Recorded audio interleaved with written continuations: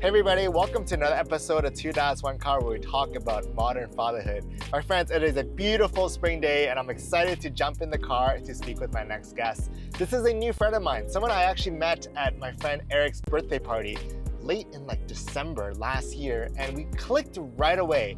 And there's something about his demeanor and his vibe that you would be a great guest on this podcast. So fast forward a couple of months, here we are. I'm excited to dive into the story because Keith is by day a pastor at a local church here in Vancouver, I think technically in Burnaby, but he's also a father of two children and two children who are adopted. And I'd be really curious to get that perspective and understand, because some of you may have children who are adopted or are thinking about the process, or maybe not even, but I think it'd be super fascinating to get that story and that perspective. And so thank you, Keith, for being on the show. I'm going to be picking you up very shortly. All right, cheers. Chat soon.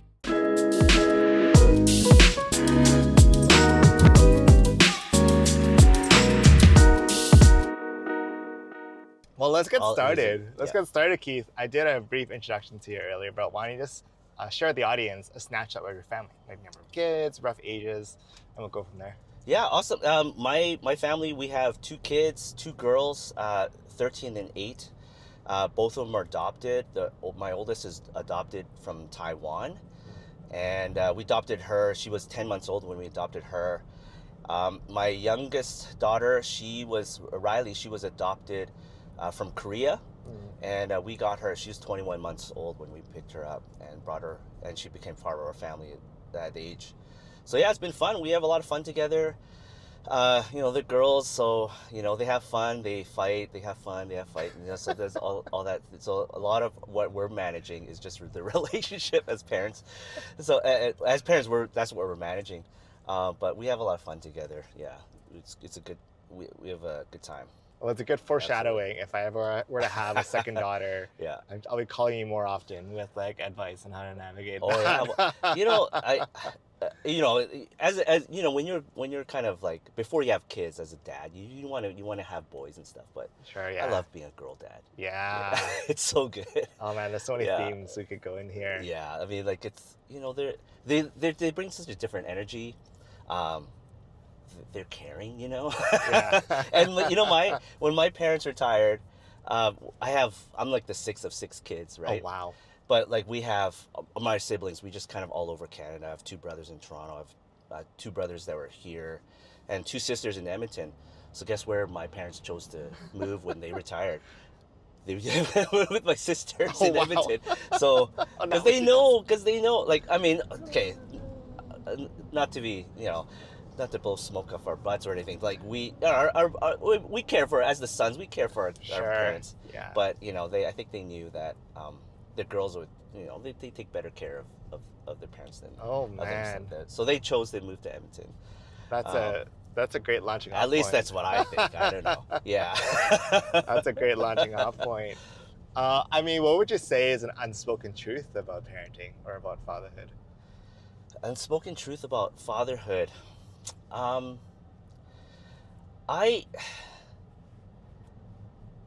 think growing up in a Chinese Asian family, one of the things I grew up with was you got to be a doctor, lawyer, engineer, accountant, something professional. Yeah. And I think one of the things that for me, as I've become a dad and just been reflecting on my journey of parenting, same with my wife too. We kind of talk about this a lot. Of course it'd be great if our kids ended up doing something where they're financially stable, their career path is kind of straightforward. Any parent would want that. But I think for us, one of the big things that doesn't get enough credit for, I think, as parents, when we're talking about parenting, is just this idea of building character in our kids, and just and modeling it for them, right? And that's the hardest thing in the world to do, is to model character and who you are as opposed to what you do. What's valuable in life is what when you're assessing a person, like what is valuable? Is it what they do? Is it a career path? Like has how much money they can pull in, or is it the kind of person that they're formed into? Yeah. And so I think that those are the really, and that's really the kind of the nitty gritty of parenting. I think is just like what are the adults that you want to form out of these little kids? What are the people that you want to see um, in terms of their personhood and their character? Like what is you want them to, what do you want, what as parents do you want them to become? And that's really a tough part about parenting. And I don't think gets a lot of airplay, I think. I Talking resonate. about. Yeah, I mean, I resonate with that so much, Keith. Like, because a lot of the airplay is really on the nitty gritty in terms of like, what schools do you go to, Yeah, or like absolutely. diapers, a wide range, right? Yeah. That aspect of it, that's like what's shown. But when you talk about character, that is significantly deeper, right? Mhm. That is much more. And I feel like you are so well positioned for this, Keith, to talk about character. And so, I mean, in the introduction, I referred to you as a pastor of a local church in Burnaby. I mean, you talk about this on a weekly basis, about what does this look like to you in the core family, right? I can't imagine.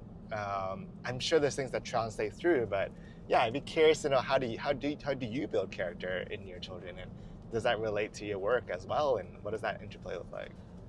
Yeah, I mean, absolutely. Like I think for us, faith obviously. I mean, that's my career, but it is also a big part of who I am. I think faith informs a lot of who I personally want to be, right? We're Christians and we believe in Jesus, and we set Jesus as the model for the kind of person that we want to be. We believe that in Jesus he's kind of sets the example for what it means to be truly human, and part of that is also a big part of that is who you are, your character. And so for just me personally, what I want to be is like as faith is more integrated in my life, and in terms of like just like setting Jesus as sort of the model for who I want to form my person to be. Like I'm hoping that I get to model that for my kids, and just show them like that, wherever I am.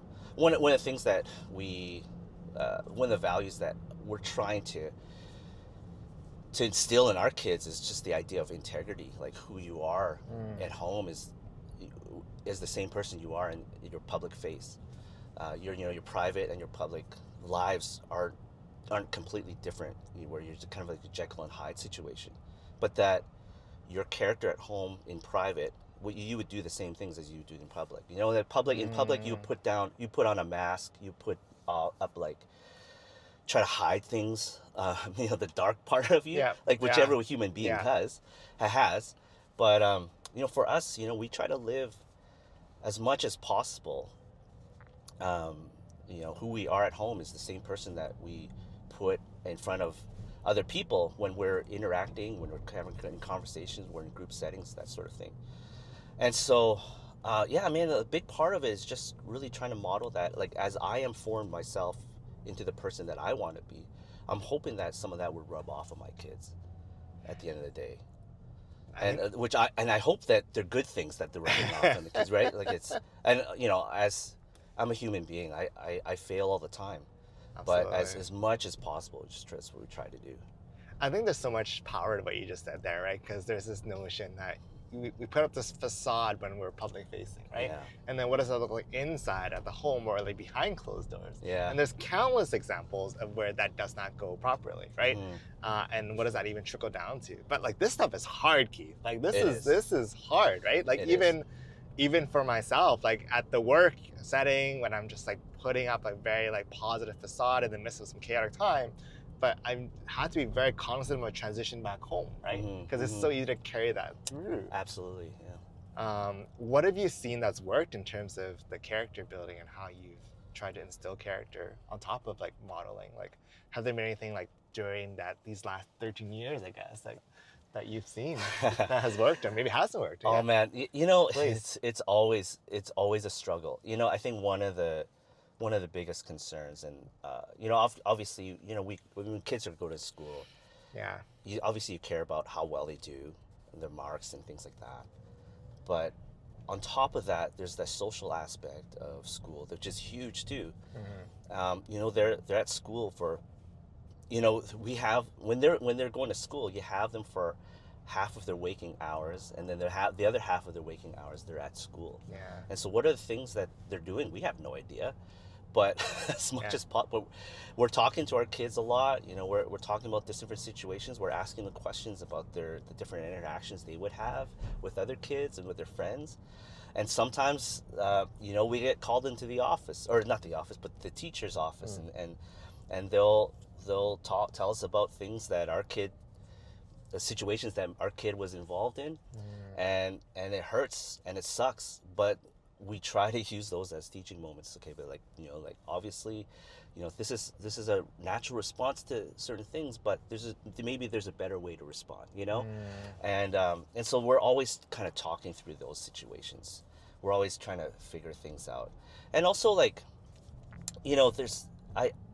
for us, I find that there is so much value in moments and situations where if I feel like, or my wife Cece, if she felt like she's messed up or made mistakes, that we're open and honest and transparent enough to just talk to them about it and say look, your dad messed up here. Yeah.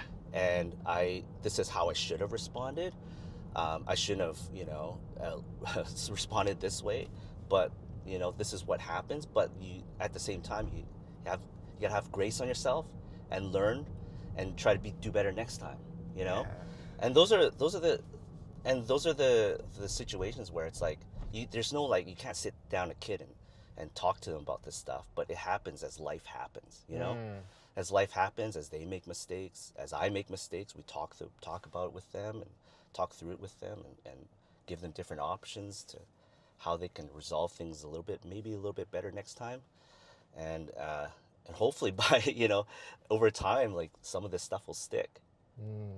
I think I love what you said there, because it kind of showcases that this is as cliche as it sounds, it's a journey that we're all on, and we could easily just take the easy way out, which is we don't care, right? You just Right. let it be. Right. But I think the differential from being just an average dad to trying to be a good and great dad is striving for these moments, and it's hard, right? These are hard moments, right? And these are things that, hey, like you said, oh, hey, we messed up here, right? Yeah.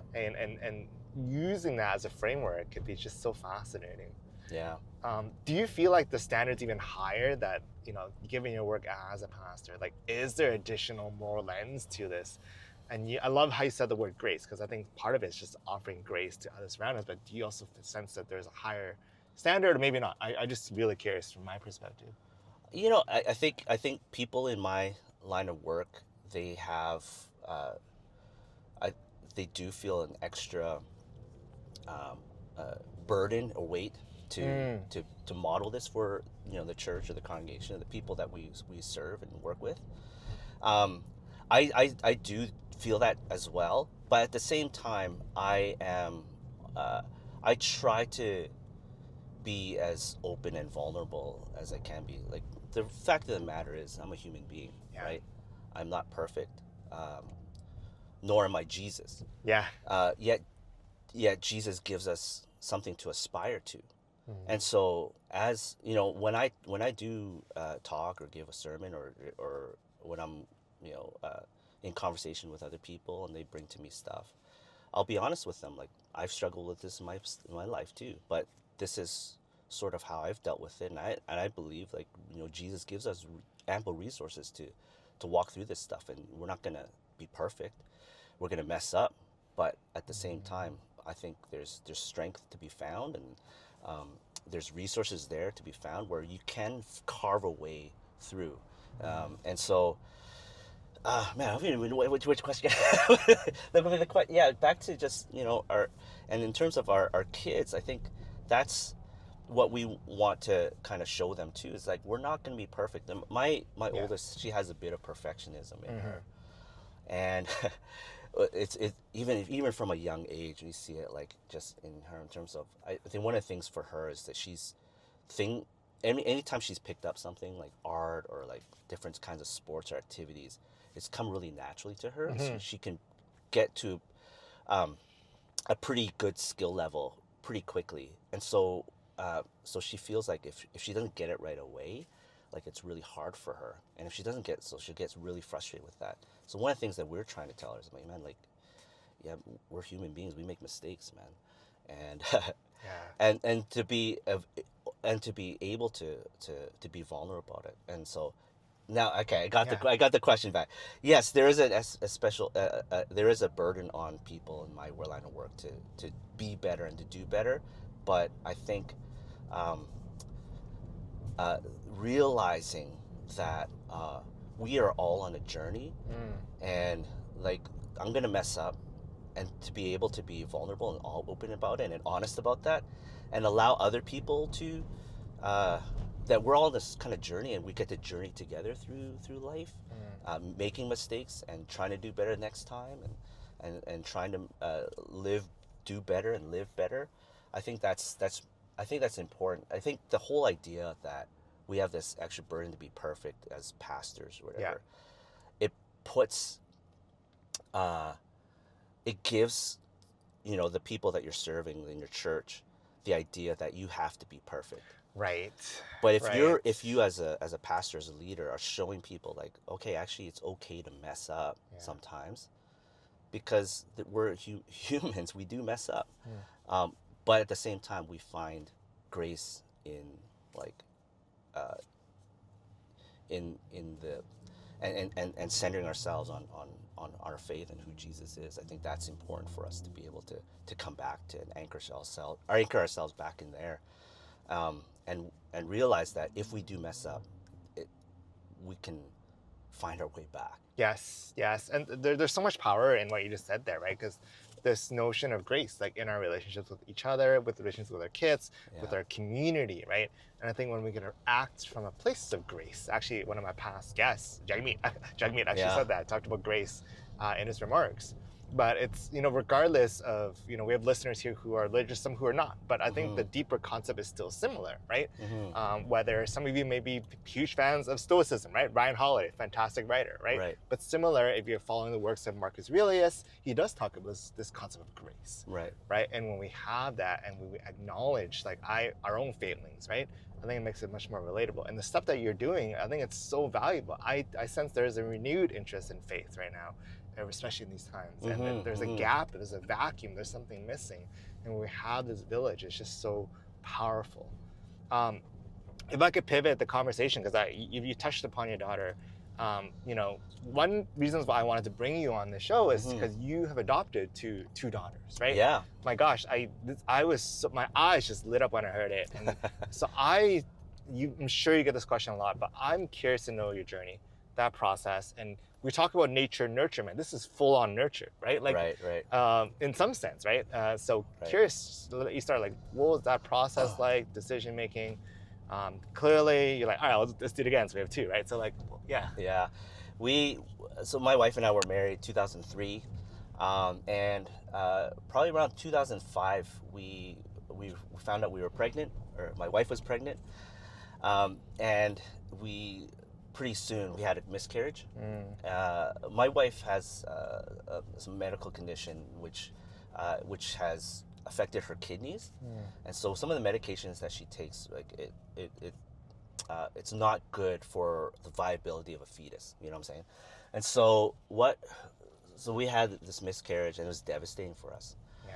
And in my mind, though, like for us, I think adoption was always kind of on the table for us, knowing where her health situation is. But when we had this miscarriage, like we had this hope that, oh man, maybe we can raise our own kids and have our own family, that our own blood. But we always knew adoption was going to would probably be part of our journey. So we had miscarriage in 2005. We had another miscarriage in 2009. Oh my gosh, Keith. And so that kind of that was really hard as well, and it was hard on my wife's body, as well as just her emotionally as a woman. And I think around that time, I think adoption became a real thing for us. Mhm. So we started the process of adoption probably around that time.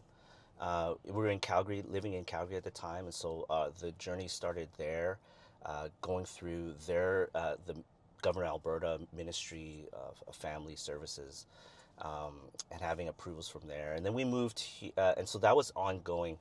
And we actually were originally we were so we ended up choosing Taiwan as a place where we would adopt from, based on recommendations of our adoption agency in Calgary.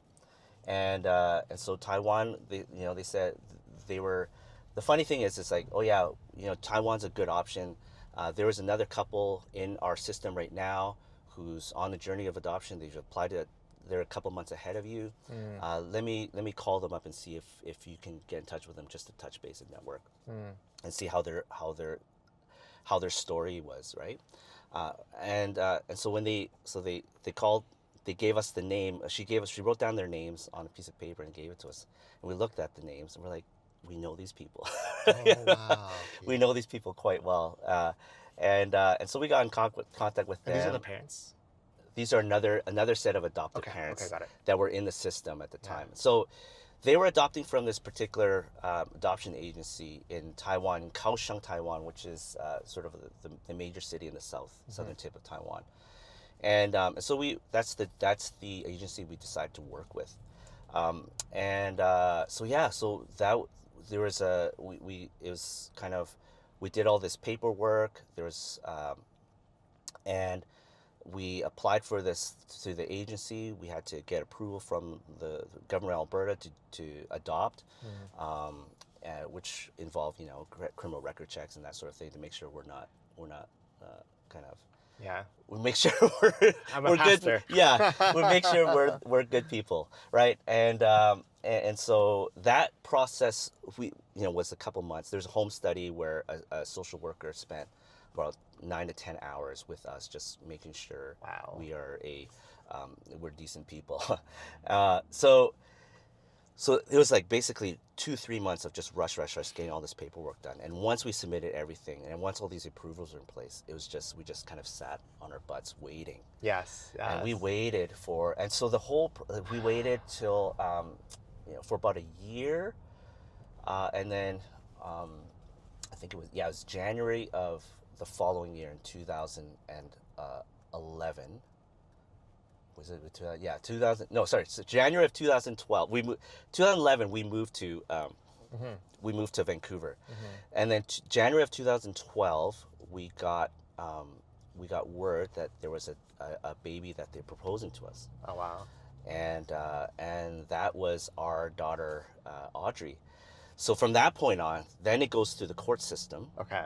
in Taiwan, and there are the agency there, they represented us in front of the law courts in Taiwan.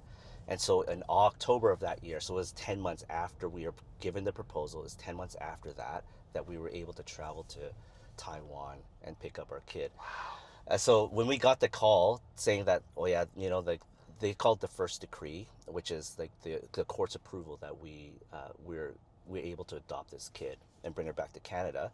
That was in September. And so the lady from the agency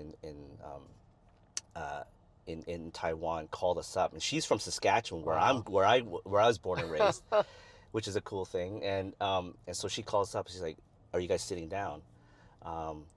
We got the first decree. Wow. Audrey is yours." Oh wow. Yeah, and it was crazy. It was such a crazy thing. But through those 10 months, they set up. It was really cool because they set up regular Skype back then when we used Skype. Yes. They set up like once a month or once every couple of months a Skype meeting where we can see Audrey, and it was the coolest thing. One time we were playing golf, and we were in the middle of our golf game, our round of golf, and when they called us, and it was like, "Hey, you want to see Audrey?" I was like, "Yeah." So we stopped right in the middle of the hole, and it was such an amazing experience. It was like we're sitting on the seat of our on the edge of our seats for 10 months, but but once we are able to travel over there, and go to pick up our girl, it was the greatest feeling in the world. And literally, it was like Yeah. we were staying in Taipei, and it's a 2 hour bullet train ride down from Taipei to Kaohsiung. So we're sitting on the train, and we're like, oh man, like what are we gonna do when we get there? And so they were the plan was for them. There's the adoption agency, the two people who were there. They were just gonna meet us at the train station, and literally it was we see them at the train station, and literally it's like, here you go, Oh my gosh.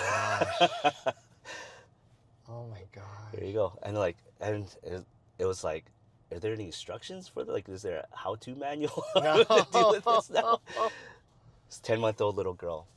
With Korea, it was a little bit different. It was still like from beginning to end. Both processes were about 2 years, Okay. and but it was a little bit different because once we got our proposal for Audrey, there was like a 10-month wait Yeah. for it, just waiting for it to go through the system, and then with Riley. For in Korea, it was a little bit different because we got the proposal after about a year and a half wait. Wow. And then when we said yes, it was like pretty quick from there. I mean, I could only imagine like that process because it's not just the 10 months, right? It's the years from the first miscarriage to the second Yeah, miscarriage absolutely. to that. And I mean, first of all, I mean, huge gratitude and kudos. Like that's a lot to go through, right? And I'm sure that the both of you were just like looking at each other like, wow, like, and I'm sure your faith kind of carried through all this, right? Yeah. And so I guess two questions, and I don't know, I'll ask the question anyways, right? Sure. Let's talk about miscarriage first if we can, because I think this is something that's happening, and for whether it's couples that we know or like as they're ongoing. Any advice you would suggest or give to parents who may have encountered a miscarriage? And this topic's never been covered in the podcast. I'm actually really, you're a great person to dive into this topic with. So like, yeah. I mean, I don't I'm gonna be cautious to prescribe anything to other people. Of course, but yeah. for us, I think it was really beneficial for us to be open with other people and just talk about what we were going through. Our first, in 2005, we it was, we really wanted to keep it private, like what we were going through, like just the whole scenario of like, yeah, we're pregnant. Sure, yeah. Yeah, I'm and when from the moment like Cece said I'm pregnant, to like when we saw the doctor, it's like, oh, this baby might not be viable. Oh my gosh. And just going through that whole process and just waiting for ultrasounds just to confirm stuff, and that process, we're like the whole time we're like, man, we just want to go through this ourselves. And then her mom actually was like, why are you keeping it yourselves? Why don't you just talk to people about it? And so that's kind of what we did. We were at our church, and we invited people to walk alongside with us through it, and pray for us. And I think just being able to go through it with community, even though like a lot of our friends at that time were not married and they weren't even close to having kids, but at least we had people to journey with us through that and to walk with it. We had a community that surrounded us. I think that's one of the most important things for us. Yes. Was to have a community, people that we can go to and turn to listen and to cry with us, and just to be present. Half of most of the people, I'm sure, like at that particular time, they're all in their early 20s or mid 20s. Yeah, that's right. All of our friends group at that time, but so they would have no idea. And there's people that would say the wrong thing with they mean well, but they say the wrong thing, and that's fair. We understood that, but for the most part, people were incredibly loving and supportive, and I think that was a huge part in how we were able to get through a lot of the stuff that we went through.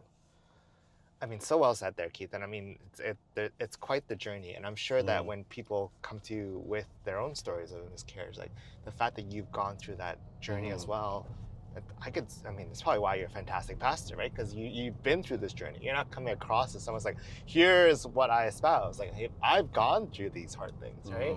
And like to have that space, like I think it's not valued enough. I think it's so deep and powerful. Yeah, I don't know about being a fantastic pastor, but yeah, I think you know, a lot of, I would say most couples who go through miscarriages, especially like sort of in sort of an Asian Sure. cultural with a cultural heritage, do go through these things sort of in silence, and they don't allow other people to journey with them, because you know they don't want to air out dirty laundry, and that's fair. That's kind of what they're brought up with. This kind of the thing that we've been handed down to us for generations. Don't air out the dirty laundry, but you know there's so much value in just allowing other people to walk with you, right? And for us, like, and not to say that this is for everyone, but definitely for us, you know, that community aspect was massive.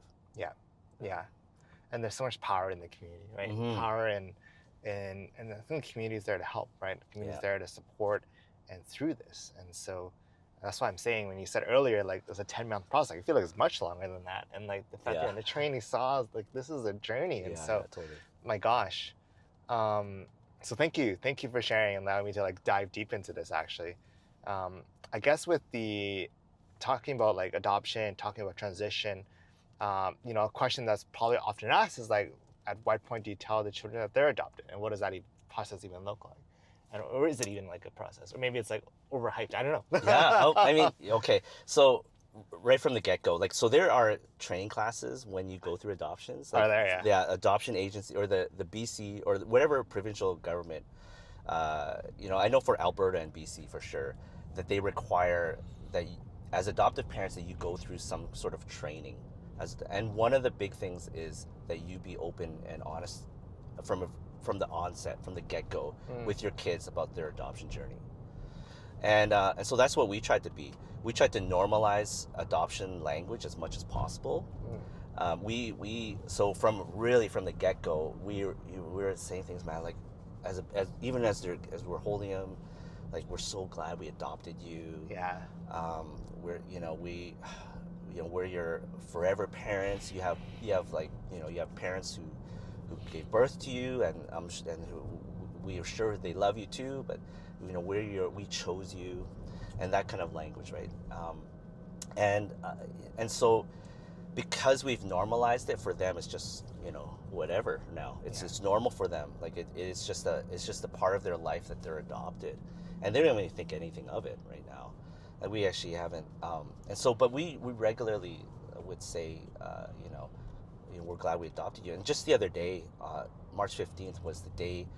In the adoption world, they call it the gotcha day. Oh, is it? Okay. Where it's like, so our younger daughter, Riley, we went the day we picked her up in Korea, and she became a part of our family, was March 15th, and so we just celebrated that the other day. She chose to go. We usually try to go for like Korean food, just because she's Korean, but went for sushi because it was her choice. She wanted sushi, but it was from a Korean-owned sushi place. Nice, yeah. So, so I don't know if that counts or not, but just that whole idea that we celebrate adoption with them. We celebrate their gotcha days. We celebrate those days when we became a family. We celebrate the day when our oldest daughter made us parents, and hers is in October. And, we celebrate the fact that adoption is a good thing, and it is through adoption that made us a family. And so for them, like, adoption is like whatever, it's normal for them. It's great. It's a great thing. So yeah, it's cool. Because I think what underpins all of this is actually this like notion of love too, right? Because, regardless of kind of whether you're adopted or not, it's like you're coming into a family of love and care, right? And that's the attachment. Like that's the beauty of it, right? And I think that you normalize it, but also you showcase this like right from the get-go, through the language, through all that. Right. It's just a really fascinating conversation for me, actually. Yeah. Because to get that perspective is really interesting. But that attachment piece, right, it's a huge deal. Yes. Especially with adopted kids, and particularly with kids that are older than one, kind of thing. Okay, yeah. So with our oldest daughter, Audrey, she was, she came into our family 10 months old, and it was really natural, the attachment process. Right away, she attached to my wife and I Mm. really like pretty much immediately. Yeah. With our second daughter, it was harder. She attached to my wife right away, but she did not like me, Who's and this guy? that was hard. That Oh. took a good like 2 months of just hard work of like me being the primary caregiver for her, like just me Mm. being the one who feeds her, me being the one who puts her to bed, and like me sleeping with her at nighttime just to make sure, just to try to. We were like when we were in Korea, picking her up. We put her in a carrier, and we'd be just walking around town, and like I'd force her to, like, I'd be the one who carried her like Yeah. on my chest, and like, you must attach to me kind of thing, right? We must bond, because like she wasn't liking me at all, but all that hard work paid off, I think, and it just and so we worked through that, and now she's like daddy's girl, and she, Oh. you know, it's so it's uh, mommy would argue that, which So, I Cece, should, you I were should add, listening? yeah. I love to get your perspective. She's she's our daughter Riley is very diplomatic in terms of her affections, but we all know. Okay, just kidding, just kidding. I hope she doesn't listen to this. Love you, Cece. But I think the reason why I think this brings a big smile to my face, right? Because a recent guest that I interviewed last week, I think his podcast will be before yours, Yeah. Dr. Gordon Neufeld, right? And he wrote the book Hold On to Your Kids, along with that Dr. Gabriel Maté, who also wrote the book like The Body Doesn't Keep Score. Fantastic books, but the premise of Gordon's book was about attachment, right? Attachment. Like this notion of attachment should underpin all of our interactions, right? Right. And I think what you demonstrate here is not necessarily the bloodline, but rather it's actually the attachment bond that you have with your children. And it could go deeper into an even more spiritual level, right? And it's that care, it's that love, and there's examples of those you might be bedridden, but like there's no attachment there. And so I think the fact that you're so cognizant in the very beginning stages, and that makes a huge difference, especially now that they're in, I guess the oldest is it 13, kind of preteen, or is that teen already? I don't know. She would be like, she just turned 13, so she would be full-fledged teenager right now. Oh my she's gosh. graduated from tweenhood, you know. That's so funny. I think that's actually a good launching off point to the last kind of topic I want to dive into, Sure. right? Is this preteen, tween, teenage stage. What does that look like in your family? And like, are there any struggles, challenges? I know I'm forecasting 10 years ahead here for me, but like, I'm sure there's listeners here who are in that or about to head that stage, right? Like, what does it look like right now? I mean, I've heard some rough stories. Yeah. Along the way. With Audrey, we love her. She's awesome. She's a super cool kid. A lot of it was just her just trying to figure out who she is. Yeah. There was a really a brief moment, maybe about a year or so ago, year and a half ago, where it's like, oh man, like she's really like becoming a teenager. And we had to navigate through that, and it was hard, like, for us. It was just hard, just trying to figure out and what, like, this new reality, like, who is this kid, like, what happened to this sweet girl who was kind of amenable and listened. Yeah. But here's this kid who's trying to figure out what independence looks like, and what having her own mind looks like, and and having her own perspectives looks like, and which is fair. That's part of the human journey. But like, for us as parents, it's like, oh man, it just hit us like in the face. And so one of the things that kind of ways that manifests itself is just in her relationships with her peers. Yes. And just navigating through some of those things. There's some challenges at school in terms of her relationships and friendships. And so we had to walk with her through some of that stuff. But like, because we walked with it through her, I think she really realized just how much we had her back. Yeah. as parents. And sometimes it takes going through stuff like that, like just going through hardship for kids, and I mean, for anyone actually, but especially for kids, to see like, are your parents gonna step up? And we tried, we did our best, and from what we see, like I think that she is in a place right now where she's secure. Like, you know, we talked about attachment, but Yeah. she's really secure in her relationship with us. We're still, you know, she's heading to high school next year, and That's so right, one of our yes. biggest concerns is like, is she gonna make friends in this new place?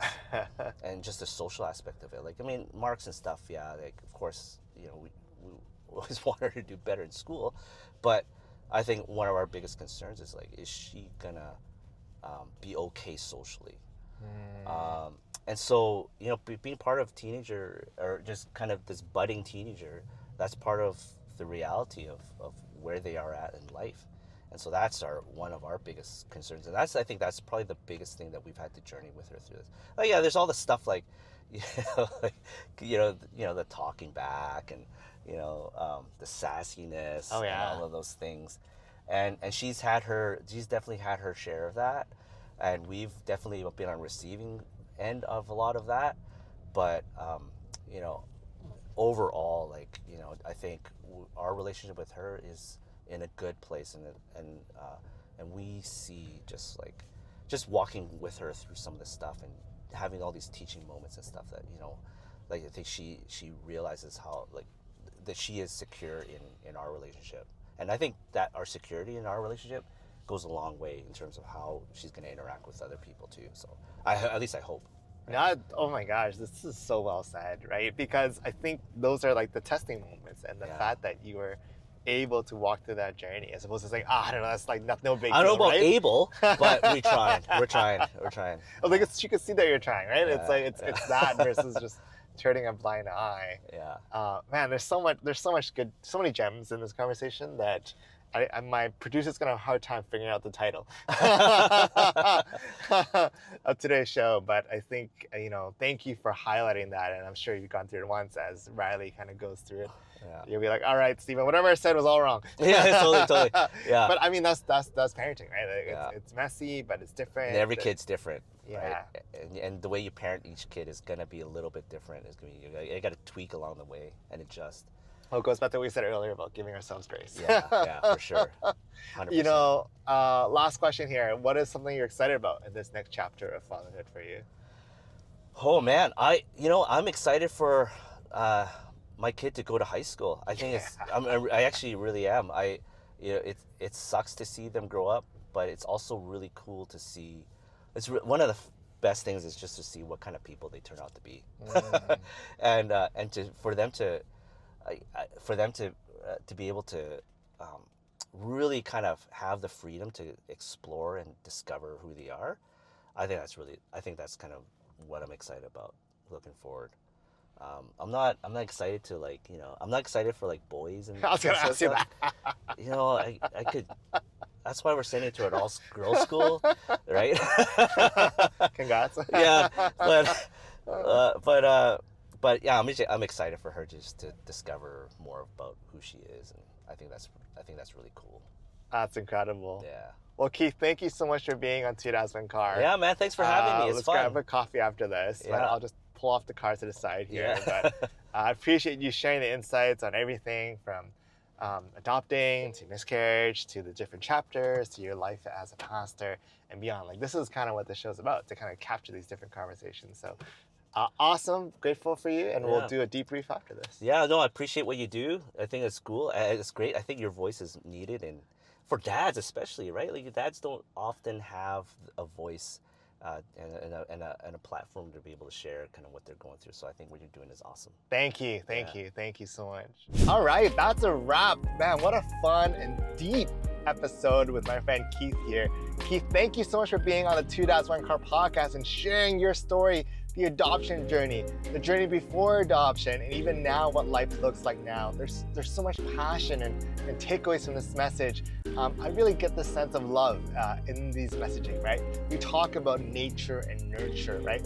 What matters, but in this case, it's truly an example of nurture, right? He has two children who are adopted, but there's still some core fundamentals, especially with this notion of love and being really intentional and creating that deep bond with our children. And so Keith, thanks again for being on the show. This is what it's all about. He's someone I met at a birthday party, and he's a pastor at a local church here, but there's something about him that I knew would resonate, and so thank you for being on the show. And for everybody else, make sure you guys follow us on Spotify, on Apple Podcasts, on YouTube, subscribe. Also follow me on LinkedIn. Love to chat with you one-on-one there. And with that, we're gonna call it off. We're gonna put the end to the video. It is currently a nice spring day in Vancouver. We're gonna meet it with a friend right after this. And so with that, we'll chat again soon. Thank you, bye.